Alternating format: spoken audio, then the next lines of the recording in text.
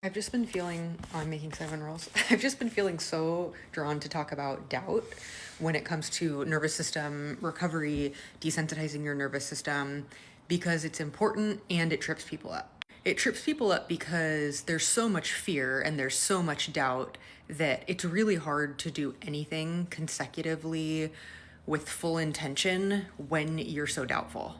It trips people up because there have been many people who have been like, you need to believe 100% that your nervous system is driving your symptoms and that nothing is wrong with you and that this is just a false alarm in your brain. The symptoms are very real. It is not in your head. They are as real as they get. And you need to believe 100% that nothing's actually wrong with you. And that is overwhelming for people because we're always thinking that someone missed something, because you hear these random stories about, something got missed, something got overlooked, and people finally got the answer when they push, saw everybody they could see. And so for people like us who are really anxious and have these obsessive tendencies, we think we are that person. We're sure that we're that person. We are the exception. We are the person where something was missed.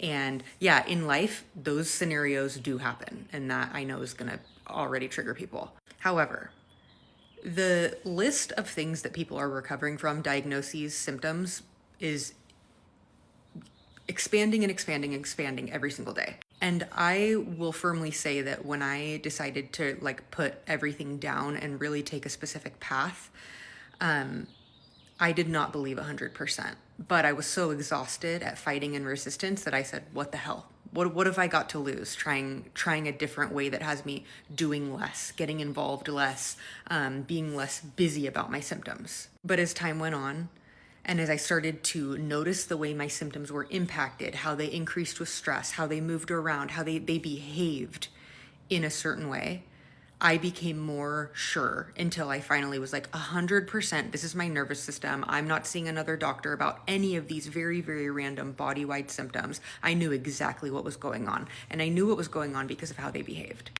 Do you have to believe 100% with zero doubt? No.